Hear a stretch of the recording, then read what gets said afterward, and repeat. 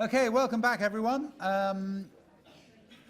What we're going to do now is see what we learnt at the AdaptLab, see what was thought-provoking at the AdaptLab, see what can be worked on in the weeks, months, years to come that's been shared at the AdaptLab. I'm going to be, well, I already am joined on the stage, and we're going to hear from each of our three people who have been elected to feedback from their relative sessions. Were you elected? Were you chosen? Did you choose yourself? I don't know.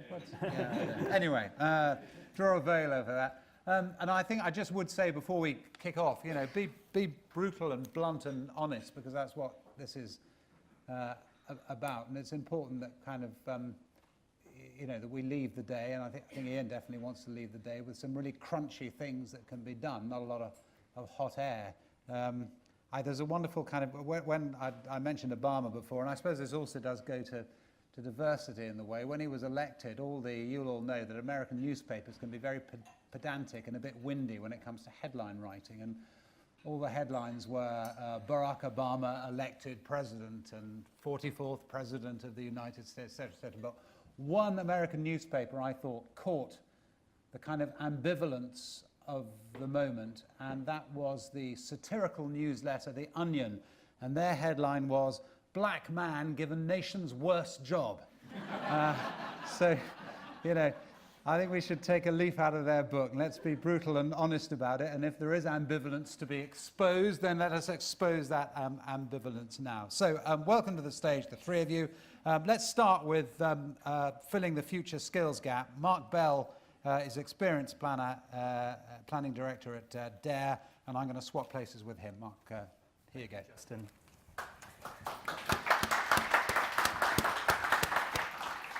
Thank you. So as Justin just mentioned, we had the task of defining how we're going to fill the future skills gap. It's quite a big task, but very much reflective of everything we've been talking about today. And we started off by having a good panel.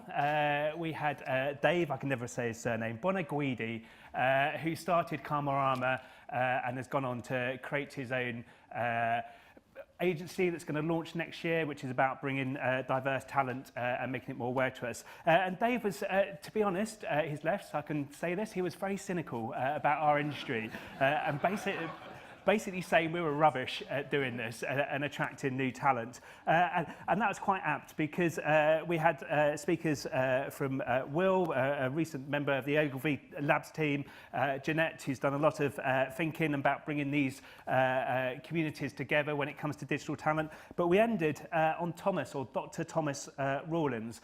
Dr. Thomas Rawlins, for those that don't know, is quite a well-known games designer. He's been responsible for creating some of the leading titles. I'm not a gamer myself, so I can't even pronounce the name of the title he's most recognised for. But what I thought was really interesting, and kind of what's worth sharing today, is that he has absolutely no problem in attracting diverse talent to his industry. Gaming is big, everybody wants to be involved in it, and he brought some really interesting learnings to our group, and I'll share those with you as I talk through how we structured the session. So the first bit we looked at was quite specifically, you know, we're in the advertising business, so how do we attract digital natives? What do we need to do to ensure that we get these right people within our industry? And the key point that was addressed very early on is that we can't change the curriculum overnight. We are in a structured society. Things don't happen.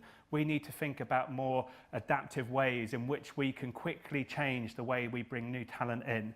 And that led to a discussion on work experience. You know, all the agencies in the room, we have work experience, but to be honest, that's not good enough. People come in, they do their week's work experience, it's not enough, they don't get a real understanding. And again, this is where Thomas, the games designer, remember, kind of stepped in and said, look, what we do is we have week-long game jams where we form relationships with universities and even schools and actually get young people in and actually develop in a week a game, and it really gives them great insight into what it is that they can be doing with their skill sets that they're learning from school. And I thought that was a really interesting thought. I know we've done various kind of sessions within our industry, but how can we make that more formal and a more way of reaching out to new young talent? And when we do get this new talent in, how can we make sure they become the ambassadors for attracting new talent? And this is where Will Harvey, who was recently at Ravensbourne, now at Ogilvy One, he's passionate about going back to Ravensbourne, letting them know what they learned, forming that relationship, and not relying, and sorry for the HR representatives in the room, but not relying on HR teams to do that. How else can people within the industry go out there, go back to school, and really promote what we are as an industry? And we don't have role models anymore. Dave made reference back to the 1980s and when advertising was a great power that it was, and at the time you had role models that you looked up to, and I know this came up in talks this morning. So what can we do as an industry to advertise ourselves and to get names out there and to make ourselves be promoted? And flexibility kept on coming back time and time again about attracting new talent, and it's not about having the same grad scheme each year. It's not about having the same recruitment process. You know, the world is changing so quickly with new technology, so how can we be flexible and be changing those ways of bringing people in and adapt and a change to them? And just a final point on attracting the new talent was removing luck. At the moment, we are so reliant on luck in getting these new people in. Somebody mentioned about a great person they've got into their agency. He came from a meat packing factory. You know, it's just, you know, there's all these little stories, but we're just reliant on those little stories and using those. But what can we do to start removing this luck? And this is very much what we're about today and going forwards. But I thought that's a really nice takeout, is removing the luck of finding the right talent. So we went on to address, and I know one of the further groups looked at this in more detail, but once we get these digital natives into the building, how do we ensure that they stay beyond the first week and they don't switch around, as I believe millennials love to do? And the theme we looked at to address this was that it's no longer about the role. It's no longer about somebody leaves a job and then put them into that same job. It's about individuals, and as agencies, being able to tailor to that individual and not to the role that we're expecting to do. The amount of work that we're doing is diverse. The opportunities are out there for people to come in and do lots of different things. So how can we not go down this route? You've come in, you're going to become a senior designer. This is the job description. You need to follow this. It should be about being more flexible and meeting to their needs. And then finally, what we touched on was the existing people, the dinosaurs. I think Dave made reference to is, you know, people that are not really aware of digital. They fear digital. What can we be doing as forward thinkers within this room to make sure that they feel more comfortable about these new roles that we keep talking about? And the ideas, they seem obvious, but I think it is worth mentioning about mixing teams up. I really hope agencies now don't have their separate digital department. It is just one department where skills and roles are mixed up and collaboratively people are doing it. We just thought that was the easiest way as a group to kind of help just, you know, almost forget about this idea, oh, he's a digital native, I'm not, I'm fearful of that. It's just about mixing it all up and as simple as that. And then I'm going to finish on a point that came out from somebody from JWT, which I thought was really interesting, was this idea of reverse mentoring. So at JWT, the older members of the staff that weren't aware when or were not aware when when it happened, they have reverse mentoring with this. Sorry, they were, but you know what I meant. Sorry, you're going to miss the key point in a minute. Sorry, I'm getting heckled by JWT. Sorry. Right, just to finish this idea of reverse mentoring.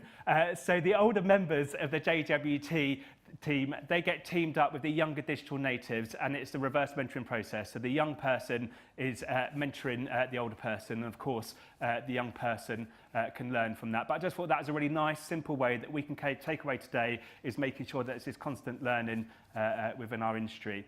So that was it. That's what we covered off. It was a big section, great panel, and thank you for those who were involved in it. Brilliant. Mark, thank you very much. Andrew, if you could take the stage. Mark, if you could swap places with him. So this is retaining talent now from Andrew. Okay, thanks. So we had a very large group and 4 topics, so I'll do my best to be concise. We had Stuart Foxmills we had the client, okay? So very proud to have had the client, and good to get that perspective in the group. And he spoke on the subject of culture makes value. In fact, we had 2 groups looking at this. And the formula that they felt was right for creating a positive culture is about clarity of vision, that your values and culture must be real, and ideally you should also be targeting clients who've got a compatible culture with your own, and that can actually help in your retention because you don't get those kind of jars between the account teams and the clients. We talked about specific actions for creating loyalty and promoting retention. And a lot of that was about good and effective communication, up and down, sideways, and also developing shared experiences outside the client interaction. So mentioned about a trip to Center Parks. I don't know whether that's a good thing or bad, but certainly it worked for one particular agency. And then a lot of emphasis on the value of management. Again, agency professionals are often promoted because they were good at a functional thing rather than because they were good at management, and a lot of them need help with that.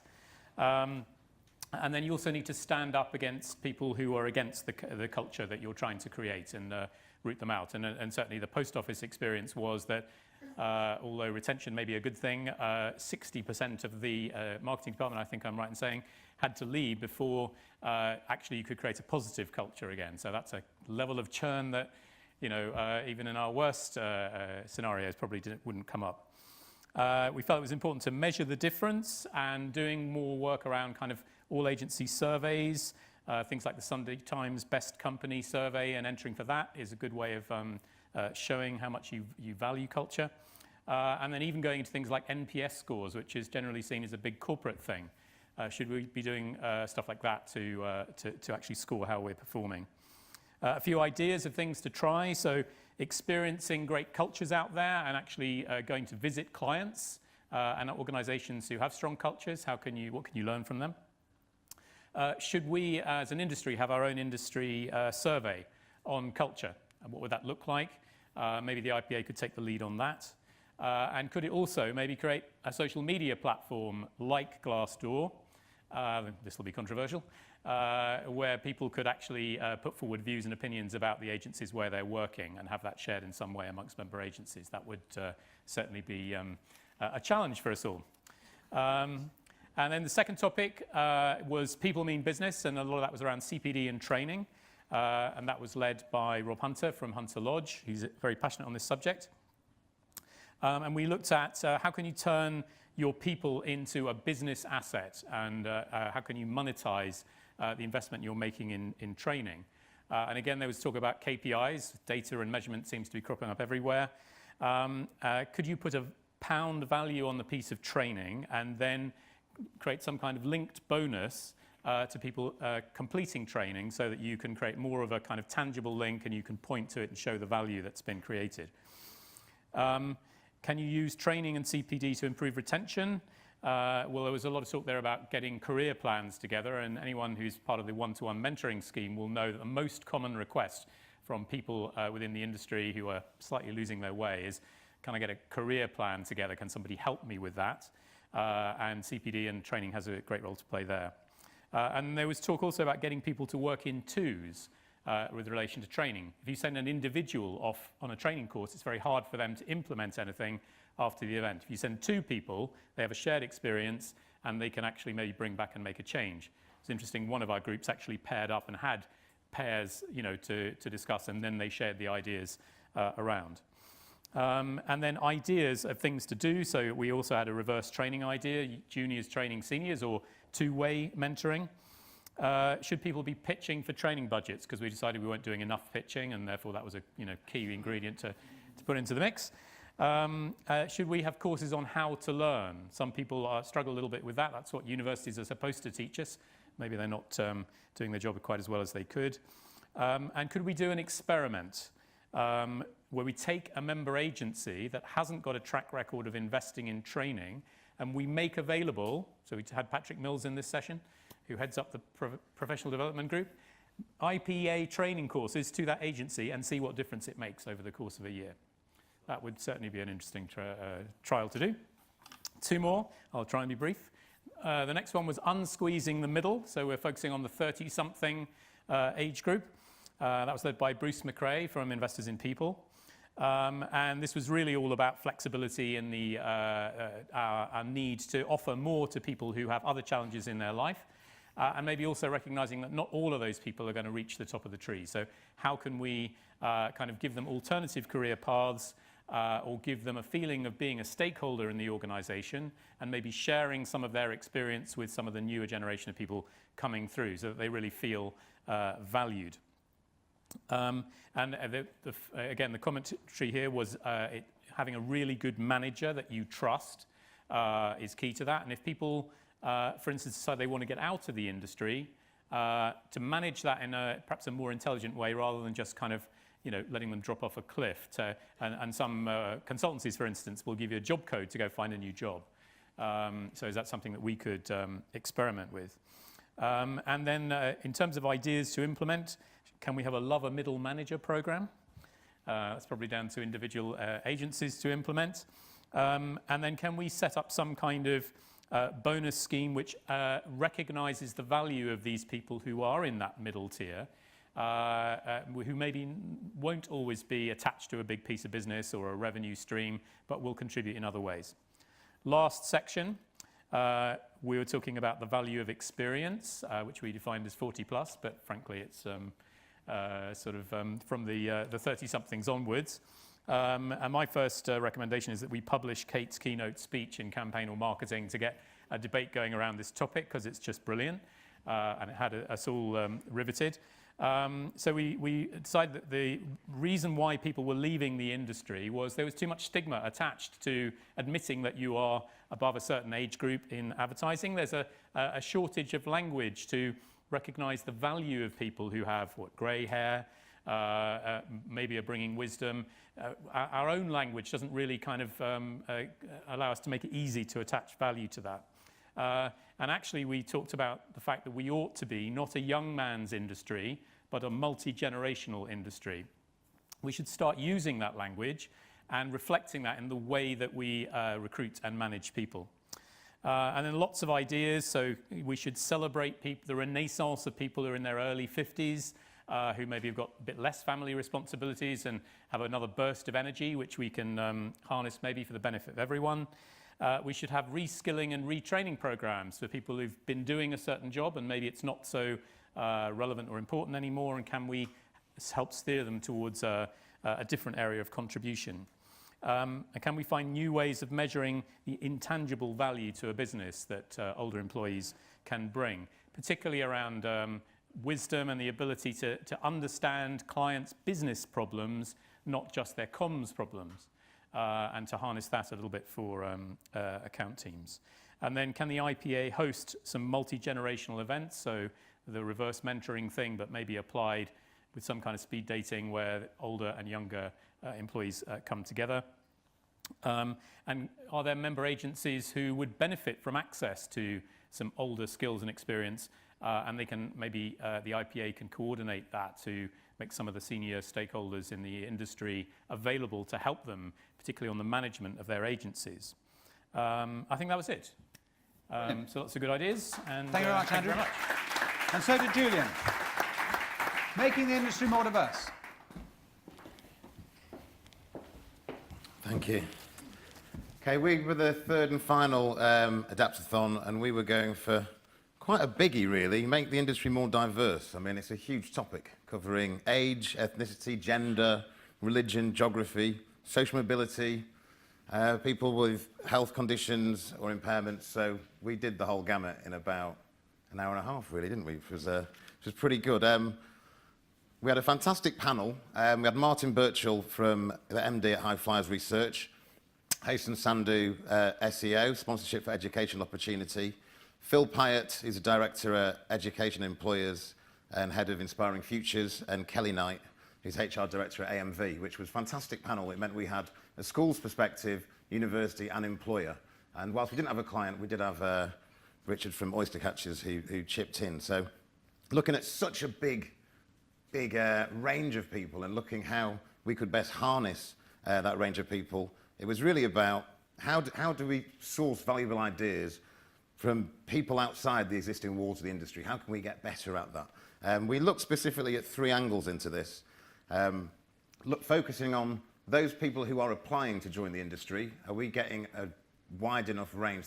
It's still an oversubscribed industry, but are we getting as many people from as wide a range of backgrounds as we want to get, as much talent as we possibly can? The second aspect we looked at was the selection side of it. So we've got all these people applying. Are we making the right decisions in whom we select? Are we selecting the best people, the most diverse range of people who do apply? And then the third part was actually looking at, once people have actually got into the industry, are we giving them the best opportunities to make sure they thrive as they go through? Following on from this morning and in the discussion, there were a couple of key themes that came through. The first was, interesting at the university perspective, there's a very high level of interest in advertising and media. I think it was interesting from Tim from Minibar questioning, as we all did, is it still a sexy industry to get into? The numbers would suggest it is, that it's still, for the last 15 years, it's been, of all graduates in the top 3 media and advertising, in the top 3 industries that people want to get into. So there's lots of people who want to join. The worrying aspect there is the very low level of understanding of what the job actually is, what roles are there in existence, what talents and skills are we looking for, what character traits, what do you need to do to actually get in, what do you actually do once you are in. So positives and also opportunities for us there. There was also a lot of chat across the group of going, well, there's lots of graduates applying anyway, and you know what, the battleground's younger than that. We've got to be taking it down to schools. So I'd say the biggest area of discussion in our hackathon was all about trying to really target schools to put advertising and communication onto the agenda so people can understand what it's all about. So there would be looking at kids, at parents, and at teachers as well to try and show that this can be a stimulating and a rewarding industry. Then I think the final theme that we had was about a responsibility on agencies, on the IPA, to really prioritise and tackle this. I mean, the fact that we're having this shows that it's on people's agendas, but really taking it to senior management, buy-in from the top right down, not just a HR initiative. That is actually crucial to deliver commercial creativity. So that was the main things we talked about. As we started to get towards ideas, well, what are we going to do about it? Because that's the point of the lab. The most controversial one that almost led to me getting thrown out of the room was when we started to discuss quotas. So I can definitely say we don't recommend quotas out of the room I was in, but there is some time for benchmarks. So perhaps benchmarks, best practice targets, that we can see there's some value in that. Quotas, not so much. I think it's all about trying to level out that. Every agency would claim to be a meritocracy. Every agency will say they want the best people they can get.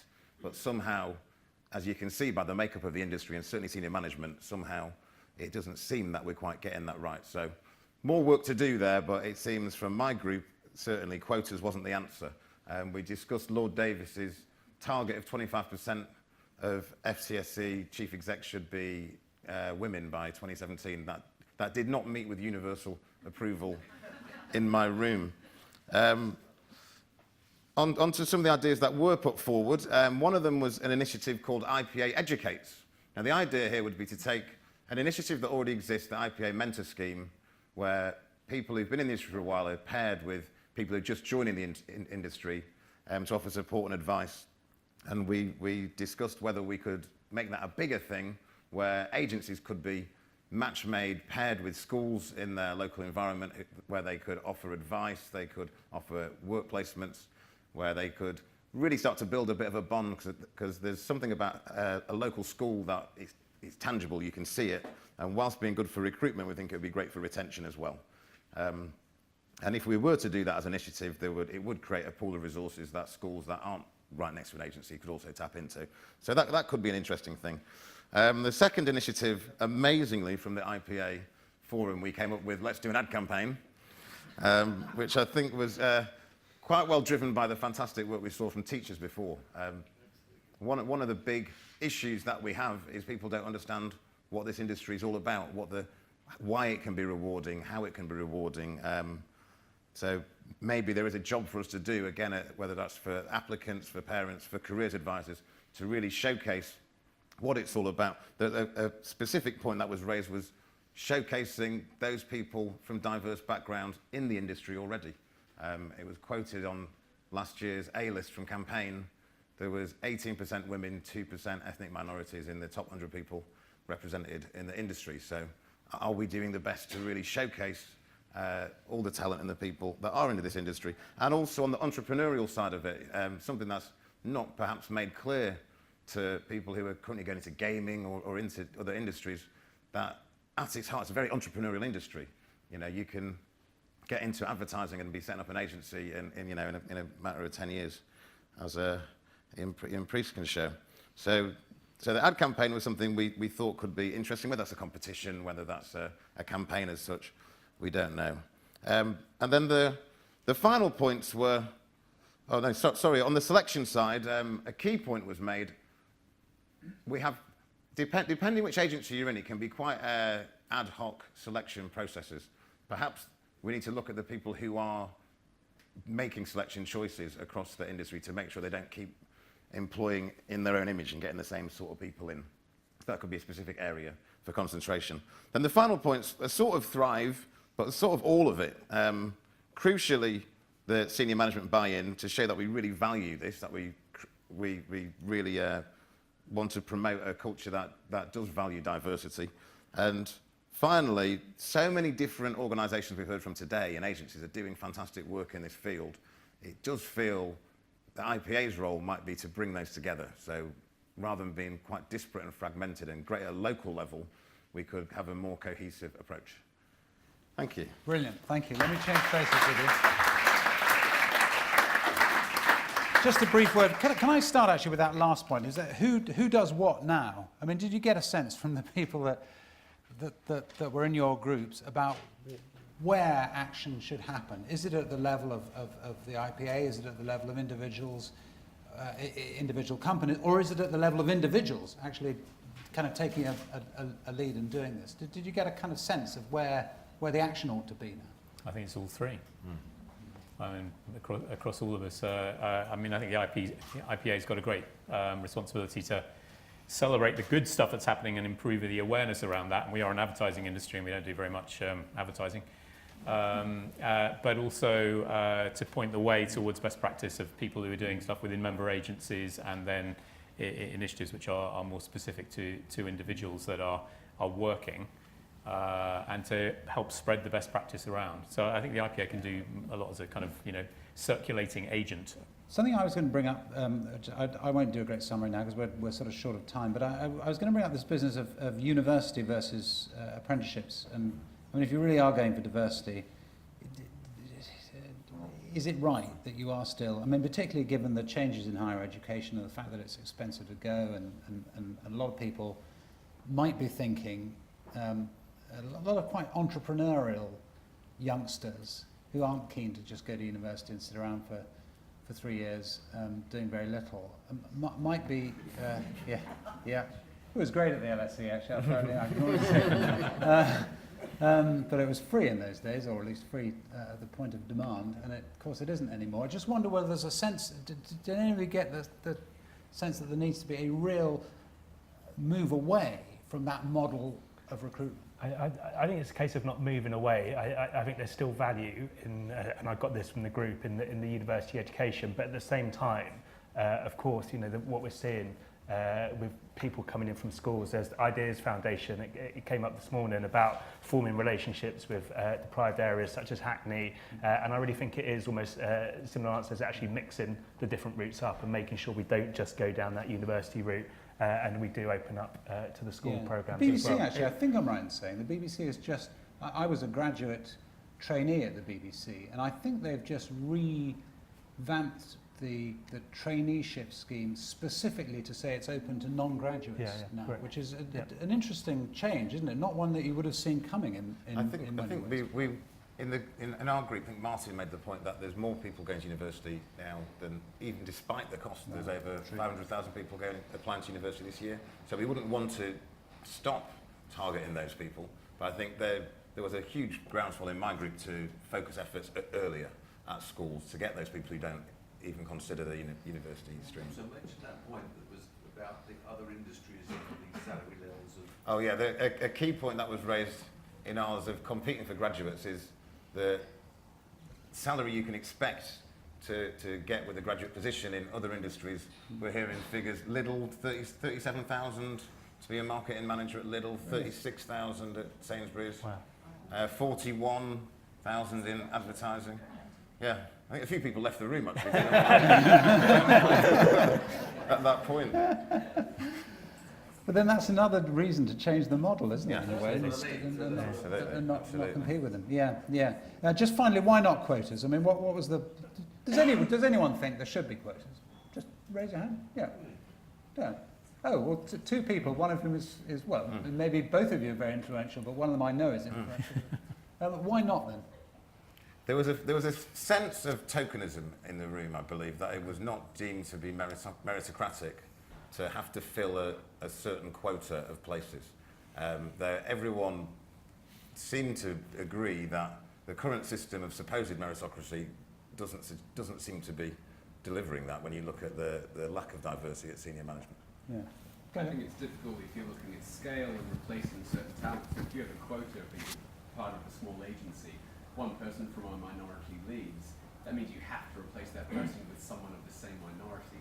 And it's tough enough recruiting if you have to suddenly, if you're restricted down to whatever percentage of the population. Yeah. I mean, an interesting point in our group was the client perspective, though, because where clients are demanding for the best output, that we have the best understanding of their audience, then perhaps that will be more effective at driving change than setting an industry set quota, because it's more important to understand the audience that we have a more diverse makeup. So that could perhaps be the driver. Yeah, which is in part what the whole day is about, I guess. Okay.